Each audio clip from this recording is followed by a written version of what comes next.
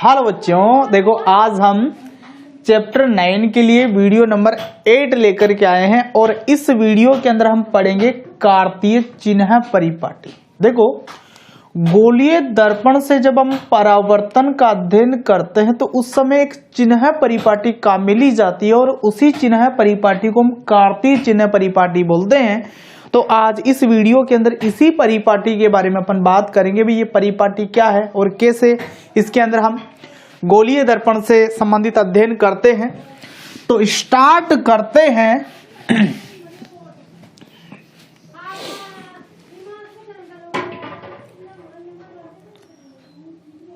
कार्तीय चिन्ह परिपाटी।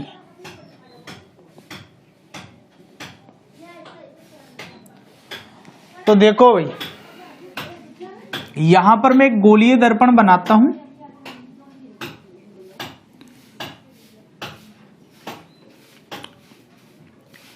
यह है आपका अवतल दर्पण और यहां पर दूसरा गोलीय दर्पण बना लेते हैं। यह है आपका उत्तल दर्पण। कौन सा दर्पण है? उत्तल दर्पण। तो देखो, ये जो अवतल दर्पण है इसके लिए ये मुख्य अक्ष खींचा मैंने, ये P और ये C, इन दोनों को मिलाने वाली सीधी रेखा मुख्य अक्ष है और इनके बीच में फोकस दूरी होती है। ऐसे इधर देख लो, ये इस उत्तल दर्पण का मैंने मुख्य अक्ष खींचा,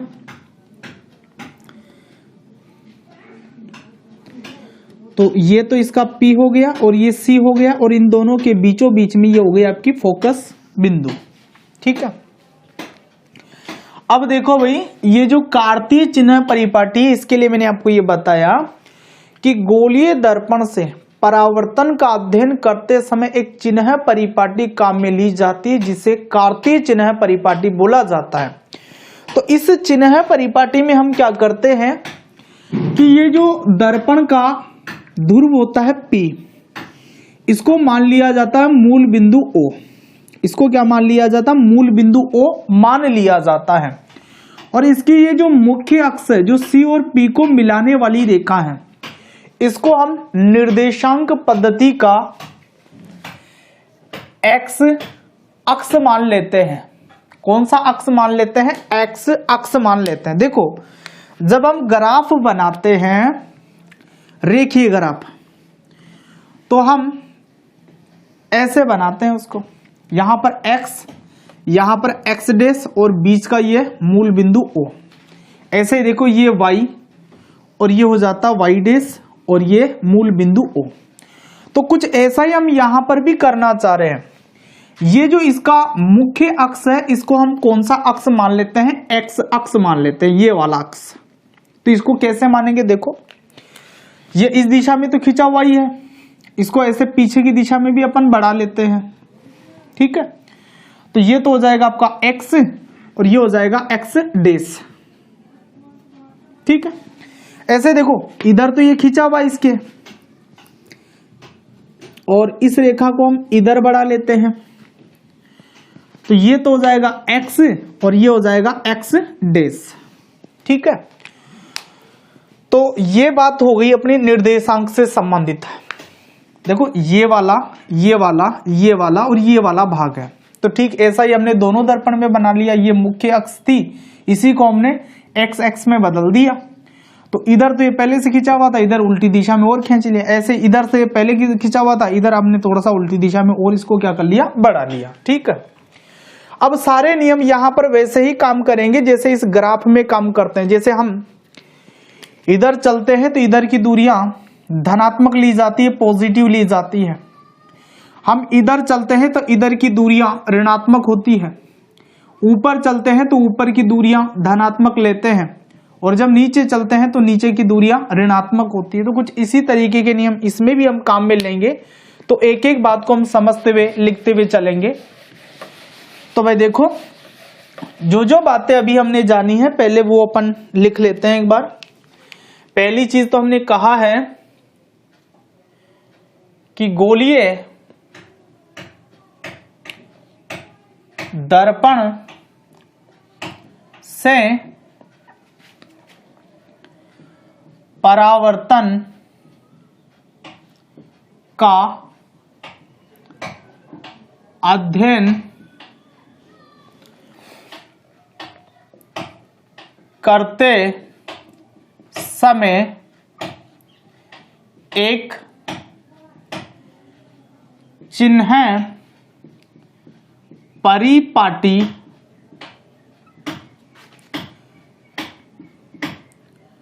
काम में ली जाती है, जिसे कार्तीय चिन्ह परिपाटी कहते हैं। दूसरी बात क्या बोले हैं अपन इसमें कि इस परिपाटी में दर्पण के मुख्य अक्ष को निर्देशांक पद्धति का एक्स अक्ष मान लेते हैं तथा दर्पण के ध्रुव P को मूल बिंदु O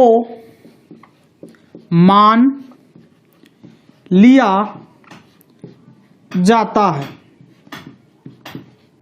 ठीक है, अभी हमने केवल ये दो बातें पढ़ी है। पहली बात हमने क्या बताई कि गोलीय दर्पण से जब परावर्तन का अध्ययन किया जाता तो उस समय एक परिपाटी काम में ली जाती, चिन्ह परिपाटी काम में ली जाती, जिसे कार्तीय चिन्ह परिपाटी कहा जाता है।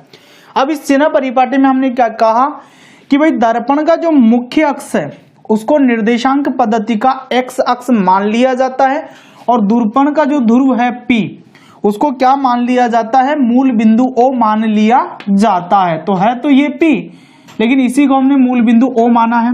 ऐसे ये P है बिंदु, लेकिन इसी को हमने क्या माना है, मूल बिंदु O मान लिया है। तो आप एक काम कर लें, पहले ये दोनों बातें नोट करें, मैं इनको मिटाऊंगा फिर। तो वीडियो पॉज करके दोनों बातें नोट कर लीजिए। आप चित्र नहीं बनाना है आपको, केवल ये दोनों बातें नोट कर लो।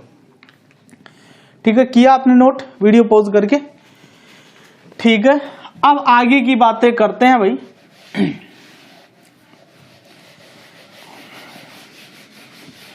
तो एक एक बात को हम समझते हैं। देखो भाई,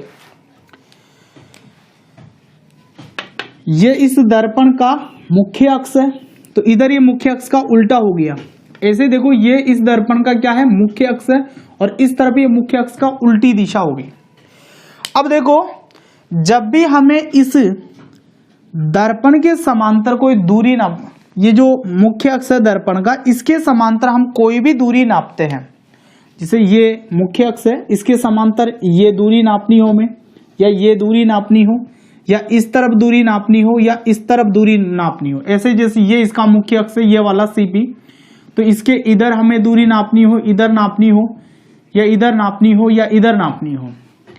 दर्पण के मुख्य अक्ष के समांतर हम कोई भी दूरी नापेंगे तो वो इस ध्रुव P से मापी जाएगी। किससे मापी जाएगी? इस ध्रुव P से मापी जाएगी। तो हमें एक बात याद रखनी है यहाँ पर कि दर्पण के मुख्य अक्ष के समांतर की जो दूरियां है, चाहे दाईं तरफ की हो चाहे बाईं तरफ की हो, वो दूरियां हमें किससे नापनी है?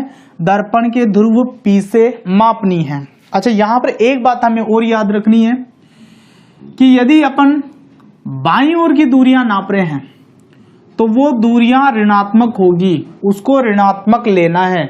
ठीक है, ऐसे इसमें देख लो, जैसे हम इधर चल रहे हैं बाईं ओर, तो ये दूरियां किस में आएगी, ऋणात्मक में आएगी। और यदि हम दाईं ओर की दूरियां नाप रहे हैं तो उसको हमें लेना है धनात्मक में। ऐसे इसमें देख लो, यदि हम दाईं ओर की दूरियां नाप रहे हैं तो उसको हमें किस में लेना है, धनात्मक में लेना है। तो दर्पण के इधर वाला जो एरिया है वो बाईं ओर का एरिया है, तो इधर की दूरी नाप लो, चाहे इधर की नापो, ऊपर नापो चाहे नीचे नापो, लेकिन बाईं ओर है तो वो दूरी आपको ऋणात्मक लेनी है। ऐसे इधर दाईं ओर है ये, तो चाहे वो दूरी ऊपर हो चाहे नीचे हो, ये दूरी हमें किस में लेनी है, धनात्मक लेनी है, प्लस में लेनी है। ऐसे यहां देख लो, दूरी चाहे ऊपर की हो चाहे नीचे की हो, लेकिन यदि अपन बाईं ओर है तो ऋणात्मक होगी। और यहां पर देखो ऊपर हो चाहे नीचे हो, लेकिन दूरी यदि इधर है दाईं ओर है तो वो कैसी होगी, धनात्मक होगी। तो ये बातें मैं आपके सामने लिख देता हूं एक एक करके, इसको हटा लेते हैं बाकी चीजों को। तो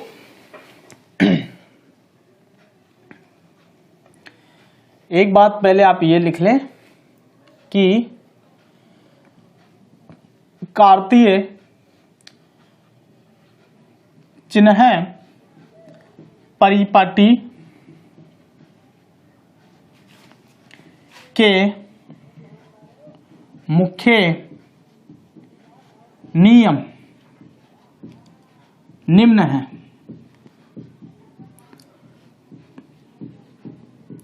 तो देखो भाई, पहला नियम यह है कि दर्पण के मुख्य अक्ष के समांतर दाईं व बाईं ओर की दूरियां दर्पण के ध्रुव P से मापी जाती है,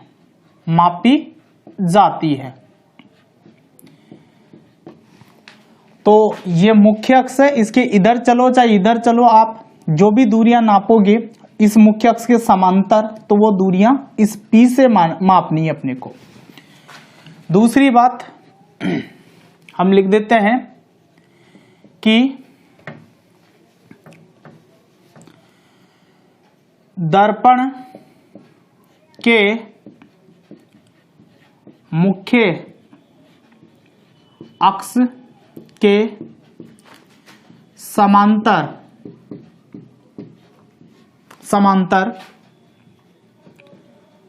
बाईं ओर की दूरियां ऋणात्मक मतलब नेगेटिव व दाईं ओर की दूरियां धनात्मक मतलब पॉजिटिव लेते हैं। तो ये बात याद रखनी है कि दर्पण के मुख्य अक्ष के समांतर बाईं ओर की दूरियां ऋणात्मक और दाईं ओर की दूरियां कैसी लेते हैं, धनात्मक लेते हैं। ठीक है। इसके अलावा एक बात हमें और याद रखनी है कि दर्पण ये हो चाहे ये हो, जब भी हम चित्र बनाएंगे, आरेख बनाएंगे इस तरीके के, तो जो वस्तु होती है या बिंब होती है उसे हमें दर्पण के हमेशा बाईं ओर रखना होता है। किस ओर रखना होता है, बाईं ओर। वस्तु हमेशा दर्पण के बाईं ओर रहेगी, यानी कि दर्पण पर जो प्रकाश पड़ेगा वो हमेशा बाईं ओर से बनेगा जब अपन चित्र बनाएंगे। तो ये बात का ध्यान रखेंगे हम। तो एक बात हमें यह भी याद रखनी है कि वस्तु या बिंब को हमेशा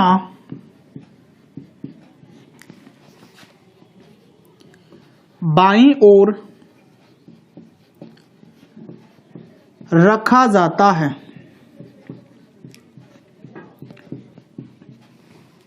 अतः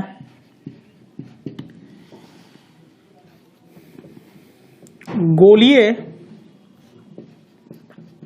दर्पण पर प्रकाश हमेशा बाईं ओर से आपतित होता है।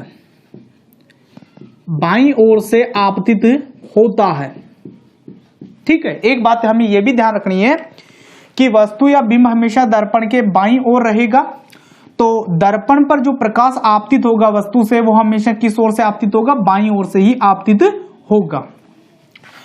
तो ये बातें भी आप वीडियो को पॉज करके नोट करेंगे भाई।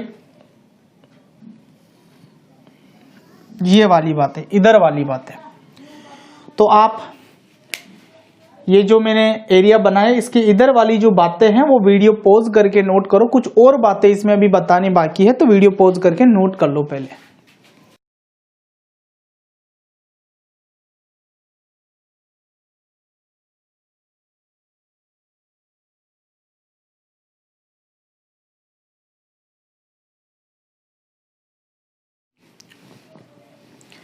ठीक है भाई, आपने नोट किया। चलो नेक्स्ट अपन देखते हैं। 3 नियम हो गए, चौथा नियम।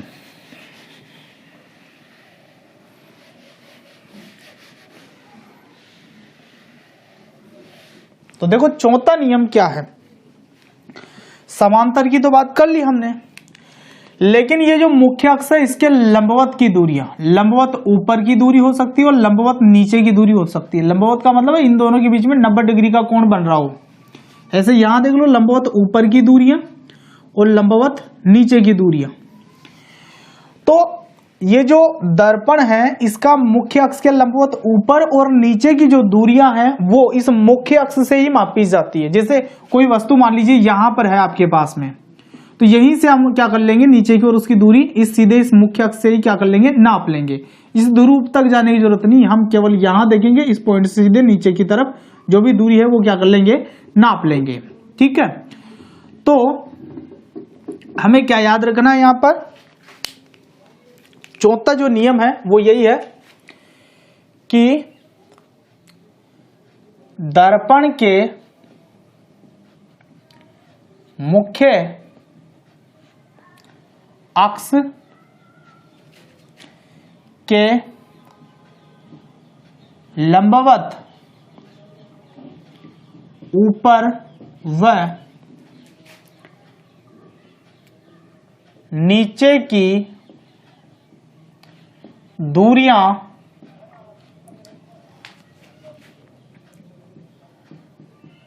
दर्पण के मुख्य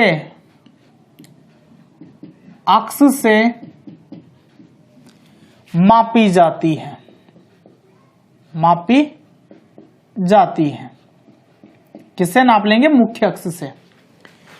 ठीक है, अब इसमें भी क्या है, 2 बातें हैं कि जब हम ऊपर की दूरी नाप रहे हैं, मुख्य अक्ष से ऊपर की दूरी, तो उसको हमें लेना है धनात्मक। कैसे लेना है, धनात्मक। तो देखो भाई, जब आप ऊपर की दूरी नाप रहे हो तो इसको आपको लेना है धनात्मक।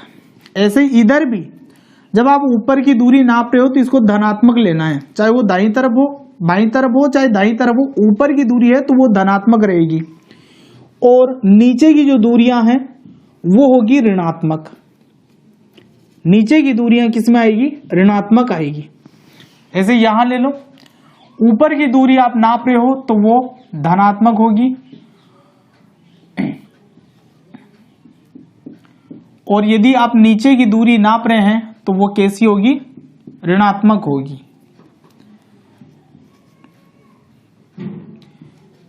चाहे बाईं तरफ रही हो चाहे दाईं तरफ रही हो, यदि ऊपर और नीचे की दूरियों की बात है तो ऊपर है तो वो धनात्मक और नीचे है तो वो कैसी होगी, ऋणात्मक होगी। ठीक है, तो यहां पर हम ये बात लिख देते हैं एक और कि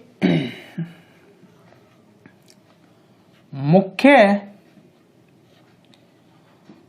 अक्ष के लंबवत ऊपर की दूरियां धनात्मक पॉजिटिव ली जाती हैं तथा मुख्य अक्ष के लंबवत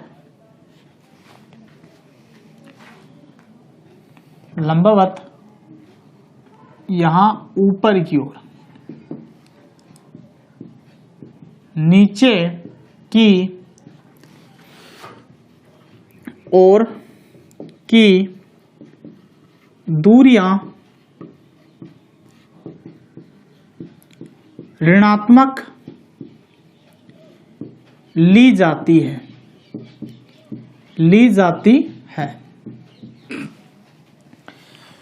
तो ये नियम हो गए भाई चिन्ह परिपाटी के। मुख्य अक्ष के लंबवत ऊपर की ओर की दूरियां धनात्मक ली जाती है और नीचे की दूरियां ऋणात्मक ली जाती हैं। ठीक है भाई, ये आपके सामने डायग्राम बनी गया। ये ऋणात्मक दूरी है और ये धनात्मक दूरी है। ऊपर की दोनों धनात्मक है, नीचे की दोनों ऋणात्मक है। ऐसे ही देख लो, इधर इस तरफ की दूरियां ऋणात्मक है, इस तरफ की दूरियां धनात्मक है। ऊपर की दूरियां धनात्मक है और नीचे की दूरियां ऋणात्मक है। तो साथ में इस बार आप ये चित्र भी बना लेंगे। ऊपर वाला जो चित्र है वो हमने बनाया है अवतल दर्पण के लिए, अवतल दर्पण के लिए। और ये जो नीचे का चित्र है ये किसके लिए है? उत्तल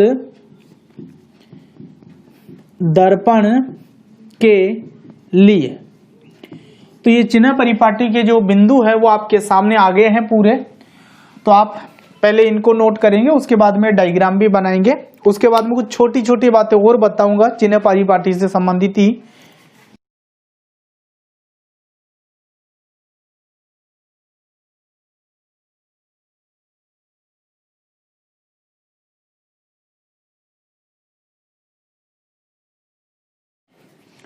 ठीक है भाई, हो गई ये बातें। अब देखो, इस चिन्ह परिपाटी से कुछ बातें हमारे सामने आएगी, वो हमें याद रखनी है।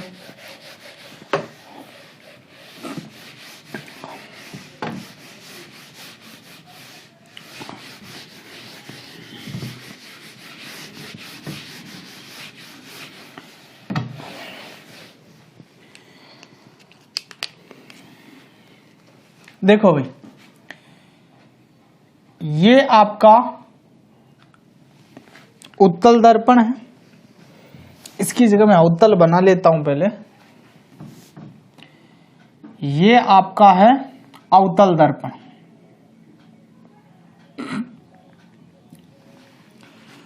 और ये है आपका उत्तल दर्पण।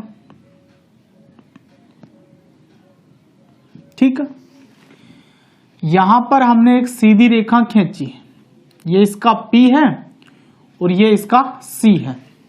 ऐसे ही यहां पर एक सीधी रेखा खींची, ये इसका C और ये इसका P।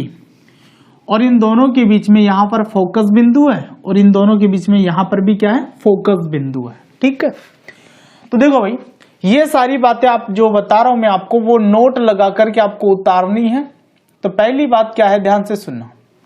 देखो, चिन्ह परिपाटी में हमने ये पढ़ा है कि वस्तु को हमेशा बाईं ओर रखा जाता है। वस्तु किस ओर रहती है? हमेशा बाईं ओर। इसमें भी बाईं ओर। तो वस्तु यदि हमेशा बाईं ओर है तो इसकी जब दूरी हम नापते हैं तो इसकी दूरी किस में आनी है? ऋणात्मक आनी है, क्योंकि बाईं ओर की जो दूरियां है वो किस में ली जाती है? ऋणात्मक ली जाती है। तो पहली बात हमें यही याद रखनी है कि वस्तु हमेशा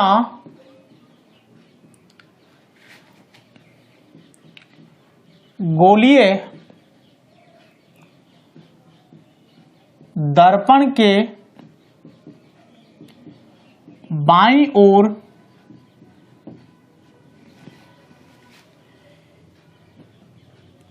स्थित होती है, अतः वस्तु की दूरी हमेशा ऋणात्मक होती है,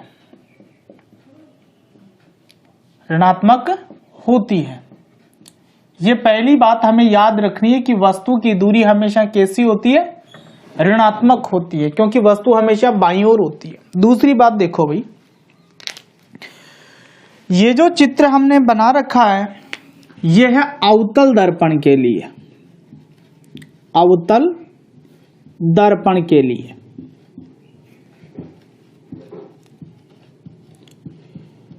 और ये जो चित्र हमने बना रखा है ये है उत्तल दर्पण के लिए, उत्तल दर्पण के लिए। अब ध्यान देना भाई दोनों चित्रों में, ये जो अवतल दर्पण है इसकी वक्रता त्रिज्या C और P के बीच की दूरी है, वही वक्रता त्रिज्या होती है। तो इसकी जो वक्रता त्रिज्या है वो किस ओर है, बाईं ओर है। भाई ये वाला हिस्सा तो बाईं ओर है, बाईं ओर। तो इसकी जो वक्रता त्रिज्या है C और P के बीच की जो दूरी है वो किस ओर है, बाईं ओर है। यानी कि इसकी जो वक्रता त्रिज्या हम लेंगे तो वो कैसी होगी, ऋणात्मक होगी, क्योंकि होती है बाईं ओर है। इसके अलावा दूसरी चीज देखो, ये P और ये F, ये P और ये F, इन दोनों की जो बीच की दूरी है वो फोकस दूरी कहलाती है। P और F के बीच की दूरी क्या कहलाती है, फोकस दूरी कहलाती है। तो ये जो फोकस दूरी है ये भी किस ओर है, बाईं ओर है। तो इसलिए ये भी कैसी होगी, ऋणात्मक होगी। तो हम ये कह सकते हैं कि अवतल दर्पण की वक्रता त्रिज्या और फोकस दूरी दोनों ही बाईं ओर होते हैं, अतः इनके मान भी कैसे होंगे, ऋणात्मक होंगे, कहा जा सकता है ऐसा। ठीक है। ऐसे दूसरी चीज देखो, इधर ये उत्तल दर्पण है आपका, इसके लिए ये P और ये C, इन दोनों के बीच की दूरी वक्रता त्रिज्या के बराबर है। और ऐसे ये P और ये F, इन दोनों के बीच की दूरी फोकस दूरी के बराबर है। तो इसकी वक्रता त्रिज्या किस ओर है, दर्पण के दाईं ओर है। किस ओर, दाईं ओर। और जो फोकस दूरी है P और F के बीच की दूरी वो भी किस ओर है, दाईं ओर है। तो ये जो उत्तल दर्पण है इसकी वक्रता त्रिज्या और फोकस दूरी दाईं ओर होती है, तो इसलिए इसका मान कैसा होगा, धनात्मक होगा, क्योंकि दाईं ओर की दूरियां किस में ली जाती है, धनात्मक ली जाती है। तो हम दो बातें ये लिखेंगे भैया। देखो पहली चीज क्या लिखें कि अवतल दर्पण की वक्रता त्रिज्या, वक्रता त्रिज्या को हम R से दिखाते हैं और ये R P और C के बीच की दूरी होती है। वक्रता त्रिज्या व फोकस दूरी, फोकस दूरी, फोकस दूरी को स्मॉल f से दिखाते हैं। और ये किस किस के बीच की दूरी है, P और F के बीच की दूरी है, ध्रुव और फोकस बिंदु के बीच की दूरी है। अवतल दर्पण की वक्रता त्रिज्या और फोकस दूरी ऋणात्मक होती है, क्योंकि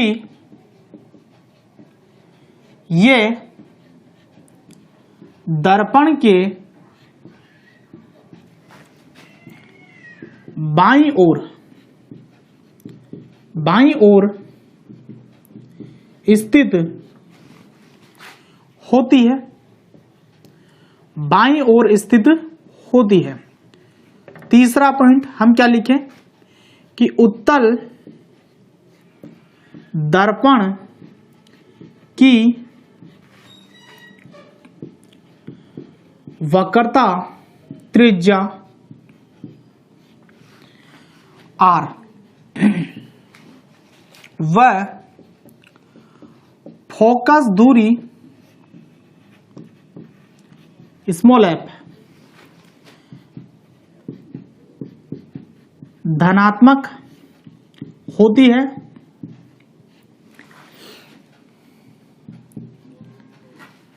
क्योंकि ये दर्पण के दाईं ओर स्थित होती है, दाईं ओर स्थित होती है। ठीक है भाई, तो ये बातें हमें याद रखनी है। वस्तु की दूरी जो है हमेशा ऋणात्मक लेनी है क्योंकि वस्तु हमेशा बाईं ओर स्थित होती है। अवतल दर्पण की वक्रता त्रिज्या और फोकस दूरी दोनों ही ऋणात्मक होते हैं क्योंकि अवतल दर्पण की वक्रता त्रिज्या और फोकस दूरी बाईं ओर स्थित होती है और उत्तल दर्पण की वक्रता त्रिज्या और फोकस दूरी धनात्मक होती है क्योंकि उत्तल दर्पण की जो वक्रता त्रिज्या और फोकस दूरी है वो किस ओर होती है, दाईं ओर होती है। ठीक है, तो आप ये बातें क्या करेंगे, वीडियो को पॉज करके नोट करेंगे, उसके बाद में कुछ और बातें मैं आपको बताऊंगा, तो पहले नोट करो ये बातें।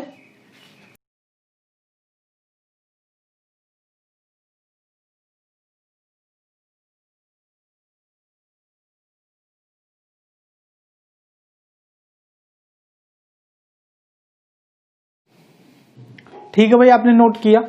अब आगे देखो,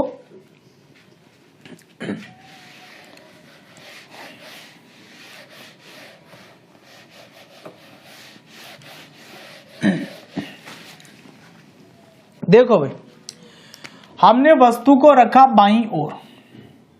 ठीक, इस वस्तु से प्रकाश की किरणें चलती है दर्पण पर, 2, 3, 4 किरण तक अपन इस पर डाल सकते हैं वस्तु से दर्पण के ऊपर। तो वस्तु से जो प्रकाश की किरणें दर्पण पर पड़ती है वो दर्पण से टकराने के बाद में परावर्तित होती है और परावर्तित होने के बाद में वो वापस कटती है, कहीं ना कहीं आपस में मिल जाती है वो किरणें कहीं ना कहीं। तो जिस जगह पर वो मिलती है उस जगह पर वस्तु का प्रतिबिंब बन जाता है। भाई जैसे मान लीजिए ये प्रकाश की जो किरणें हैं ऐसे आ गई टकराने के बाद में और इस पर ये आकर के कट गई, तो जिस जगह ये कटेगी वहां पर वस्तु का क्या बनेगा, प्रतिबिंब बनेगा। भाई क्या बनेगा, प्रतिबिंब। ये वस्तु और ये वस्तु का क्या बन जाएगा, प्रतिबिंब बन जाएगा। ठीक है, तो इसमें हमें एक बात ध्यान रखनी है कि यदि वस्तु से जो किरणें चली है वो परावर्तित होने के बाद में दर्पण के सामने कटती है चल करके, तो ऐसा प्रतिबिंब वास्तविक प्रतिबिंब होता है। तो वास्तविक प्रतिबिंब हमेशा बाईं ओर बनेगा। किस ओर बनेगा, बाईं ओर। तो वास्तविक प्रतिबिंब की दूरी जो होगी वो हम ऋणात्मक लेंगे क्योंकि बाईं ओर बनेगा, और इसकी जो ऊंचाई या लंबाई है वो क्या होगी, इस मुख्य अक्ष से नीचे की ओर होगी। तो इस कारण से इसकी ऊंचाई या लंबाई भी ऋणात्मक होती है। कैसी होती है, ऋणात्मक होती है। हमने क्या याद रखना है यहाँ पर कि वस्तु से चलने वाली प्रकाश की किरणें परावर्तित होने के बाद में यदि वस्तु का प्रतिबिंब दर्पण के सामने बनाती है या बाईं ओर बनाती है तो प्रतिबिंब की दूरी ऋणात्मक होगी, प्रतिबिंब वास्तविक होगा और प्रतिबिंब की जो ऊंचाई या लंबाई है वो भी कैसी होगी, ऋणात्मक होगी। तो हम एक बात ये भी याद रखेंगे, जो भी नंबर था मेरे ख्याल से 3 पॉइंट मैंने बता दिए थे, चौथा पॉइंट मैं आपको बता देता हूं यहां पर कि यदि किसी वस्तु का प्रतिबिंब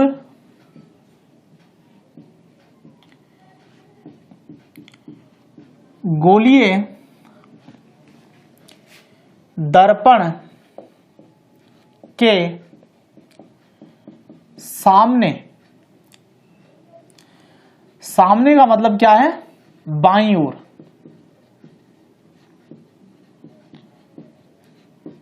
बनता है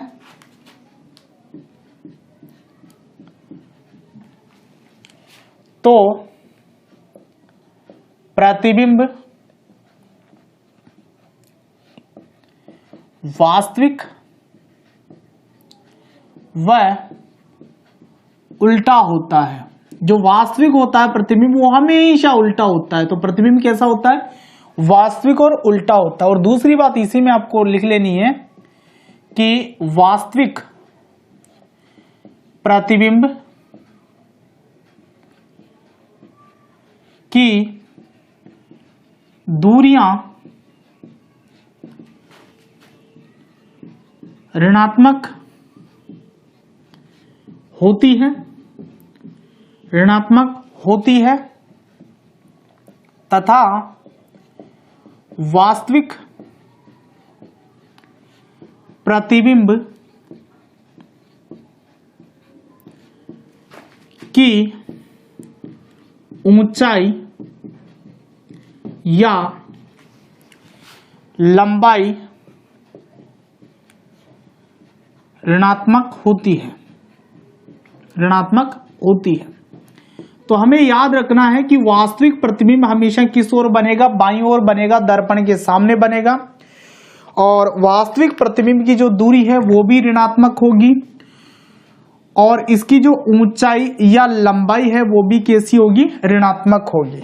ठीक है भाई, आगे बढ़ते हैं। अब चलो इस दर्पण में मैं मान लीजिए वस्तु रख देता हूं। यहां पर बाईं ओर वस्तु रखनी है, बाईं ओर मैंने वस्तु रखी है ना।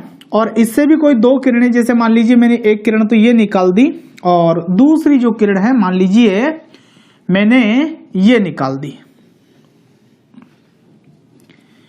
तो ये जो प्रकाश की किरण है टकरा करके ऐसे चली जाएगी और ये जो प्रकाश की किरण है वो टकरा करके ऐसे चली जाएगी। अब ये किरणें यदि अपन आगे बढ़ाते हैं तो कहीं पर भी जाकर के नहीं करती है, लेकिन इन किरणों को यदि हम पीछे बढ़ाए हैं तो ये डैश लाइनों से कट जाती है, पीछे बढ़ाए तो आपको ऐसा लगेगा भाई ये किरणें यहां पर कटती हुई मिलती हुई प्रतीत हो रही है। तो वास्तव में किरणें नहीं कटे और कहीं जगह पर पीछे बढ़ाने पर मिलती हुई प्रतीत हो तो ऐसा प्रतिबिंब आभासी प्रतिबिंब होता है। तो याद हमें क्या रखना है कि आभासी प्रतिबिंब हमेशा दाईं ओर बनता है। गोलीय दर्पण के अंदर जो आभासी प्रतिबिंब है वो किस ओर बनता है? दाईं ओर बनता है। तो आभासी प्रतिबिंब की जो दूरियां हैं वो धनात्मक ली जाएगी क्योंकि ये दाईं ओर बनता है। और ये जो प्रतिबिंब है, जैसे मान लीजिए मैंने यहां एरो लगाया, यहां पर ये वस्तु और ये वस्तु का क्या है? प्रतिबिंब है। तो ये प्रतिबिंब बनता है जब तो मुख्य अक्ष के ऊपर की ओर बनता है, यानी कि इसकी ऊंचाई या लंबाई जो है वो भी धनात्मक होगी क्योंकि ये किस ओर बनेगा? ऊपर की ओर बनेगा। ये तो नीचे की ओर बन रहा था, ये कहां बन रहा? ऊपर की ओर बन रहा है। तो हमें एक बात ये याद रखनी है कि यदि किसी वस्तु का प्रतिबिंब गोलीय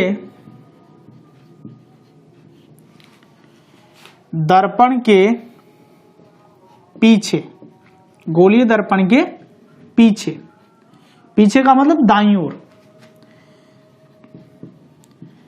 दाईं ओर बनता है तो प्रतिबिंब आभासी, और आभासी प्रतिबिंब हमेशा सीधा होता है भाई, आभासी व सीधा होता है। कैसा होगा? आभासी और सीधा होगा। तो आभासी प्रतिबिंब की जो दूरियां हैं वो भी धनात्मक होगी। तो यहां हम लिख देते हैं कि आभासी प्रतिबिंब की दूरियां धनात्मक होती है, धनात्मक होती है तथा आभासी प्रतिबिंब की ऊंचाई या लंबाई धनात्मक होती है। तो ये भी कैसी होगी? धनात्मक होगी, धनात्मक होती है। इसके अलावा एक बात और आप जान लीजिए भाई, दो प्रकार के अपन दर्पण पढ़ चुके हैं। एक तो होता है अवतल दर्पण और एक होता है उत्तल दर्पण। तो अवतल दर्पण जो होते हैं वो वास्तविक प्रतिबिंबी बनाता है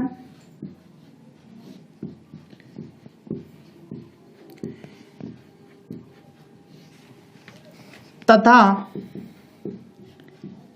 आभासी प्रतिबिंबी भी बनाता है। ये दोनों प्रकार के प्रतिबिंब बनाता है वस्तु के अलग अलग स्थिति में। कभी वास्तविक बना सकता है तो कभी आभासी भी बना सकता है। लेकिन जो उत्तल दर्पण है ये हमेशा आभासी प्रतिबिंब बनाता है, आभासी प्रतिबिंब बनाता है।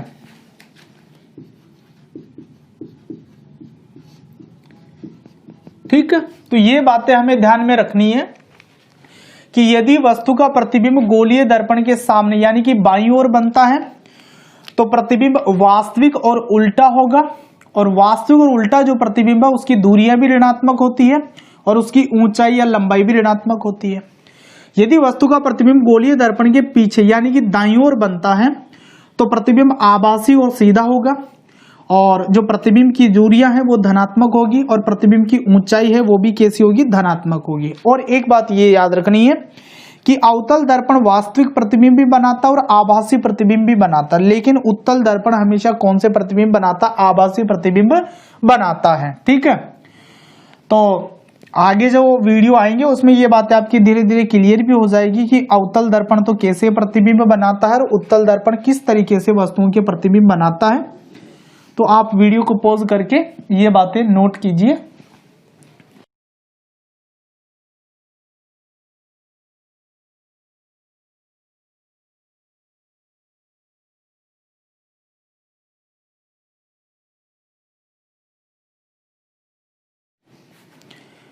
ठीक है भाई, नोट कर लिया होगा आपने। अब देखो नेक्स्ट वीडियो के अंदर हम गोलीय दर्पण से परावर्तन के नियम पढ़ेंगे, और उसके बाद में मैं आपको अवतल दर्पण और उत्तल दर्पण से जो प्रतिबिंब बनाना होता है वो भी आपको साथ में सिखाया जाएगा। तो मिलते हैं फिर नेक्स्ट वीडियो में, तब तक के लिए ऑल द बेस्ट।